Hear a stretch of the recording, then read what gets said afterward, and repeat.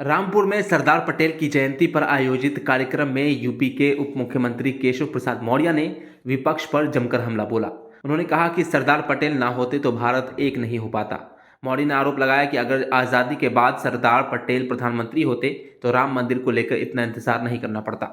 उन्होंने नेहरू इंदिरा पर वोट चोरी का आरोप लगाया और कहा कि मोदी सरकार ने ही देश के असली नायकों का सम्मान किया है। जब मैं यहाँ पर आया हूँ 23 तारीख आने वाली 25 तारीख को अयोध्या में भगवान श्री रामलला के जन्म स्थान पर भव्य मंदिर बन करके तैयार हो गया। हम लोग नारा लगाते थे, श्री राम जन्मभूमि आंदोलन का हिस्सा रहा हूं, कार सेवक के रूप में अयोध्या जाने का मौका मिला अनेक बार, और नारा लगाते थे राम सौगंध राम की खाए हैं, हम मंदिर भव्य बनाएंगे। वह भव्य मंदिर बन करके तैयार हो गया और 25 तारीख को उस रामलला के जन्म स्थान पर बने हुए भव्य मंदिर पर धर्म ध्वजा फहराने के लिए देश के माननीय प्रधानमंत्री श्री नरेंद्र मोदी जी उत्तर प्रदेश आ रहे हैं। मैं उनका स्वागत करता हूं और जो अनेक राम भक्तों की पता नहीं कितनी पीढ़ियां गुजर गई, 500 साल की लड़ाई के बाद वह रामलला का भव्य मंदिर बना। और मैं आपको बताना इसलिए रामलला के मंदिर की चर्चा इसलिए किया कि सरदार पटेल जी ने आजादी प्राप्ति के बाद जैसे अयोध्या में रामलला के मंदिर को तोड़ करके विदेशी आक्रमणकारी ने वहां ढांचा खड़ा किया था, वैसे भगवान सोमनाथ के मंदिर को तोड़ करके मोहम्मद गोरी ने भी वहां पर एक ढांचा खड़ा किया था। आजादी प्राप्ति के तत्काल बाद सरदार पटेल जी ने उस ढांचे को ध्वस्त करके भगवान सोमनाथ का भव्य मंदिर बनाने का काम किया।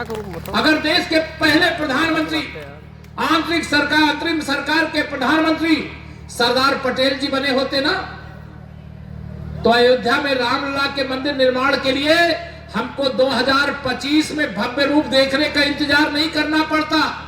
बाबा विश्वनाथ के मंदिर की समस्या बनी नहीं रहती, भगवान श्री कृष्ण जन्मभूमि की समस्या बनी नहीं रहती, उसका वो अंत कर दिए होते।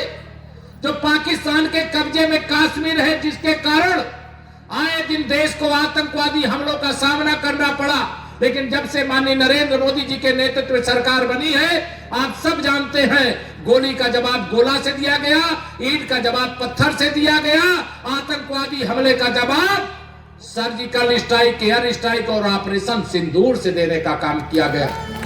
मैं आप सबके सामने, अगर सरदार पटेल जी अंतरिम सरकार के प्रधानमंत्री होते तो यह सारी समस्या नहीं होती। मेरे भाई बहनों, ये पंडित जवाहरलाल नेहरू जी ने, जो आज उनका नाती पोता जो बना श्री राहुल गांधी, और उनकी एंड कंपनी श्री अखिलेश यादव, श्री तेजस्वी यादव, और जो जेल में है मोहम्मद आजम खान जैसे लोग, या जो कह रहे वोट चोरी हो गया, वोट चोरी तो नेहरू जी ने करवा लिया था। जब सरदार पटेल जी को तो 14 वोट मिले थे, नेहरू जी को 1 वोट मिला था, और उनको प्रधानमंत्री बना करके वोट चोरी तो हमें आजादी प्राप्ति से पहले ही उस संकट का सामना देश को करना पड़ा। और एक और वोट चोरी की याद दिला दूं, श्रीमती इंदिरा गांधी 1971 में रायबरेली लोकसभा का चुनाव हार गई थी। मालूम है आप लोगों की? नहीं मालूम है? हार गई थी।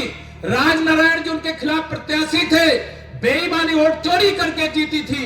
उन्होंने लड़ाई लड़ी और इलाहाबाद हाई कोर्ट में मुकदमा चला और वह चुनाव रद्द कर दिया गया, और श्रीमती इंदिरा गांधी ने देश में आपातकाल थोपने का काम किया था। मैं इस बात को इसलिए बताना चाहता हूं, माननीय प्रधानमंत्री श्री नरेंद्र मोदी जी के नेतृत्व में देश आगे बढ़ रहा है। देश के दुश्मनों को यह बर्दाश्त नहीं हो रहा है, कांग्रेस को यह सहन नहीं हो रहा है।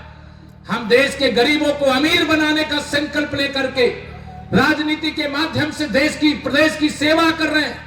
हम महिलाओं का सशक्तिकरण कर रहे हैं, हम अपने देश के युवाओं के उज्जवल भविष्य का निर्माण करने का काम कर रहे हैं। लेकिन यह सारे जो बाधा डालने वाले हैं, अभी बिहार का चुनाव हुआ मेरे मित्रों, जिसकी चर्चा भी हमारे साथी लोग कर रहे थे। बिहार की जनता ने एक तरफा आशीर्वाद दिया कि मोदी जी तुम आगे बढ़ो, हम तुम्हारे साथ। Bureau report, dynamite news, Rampur.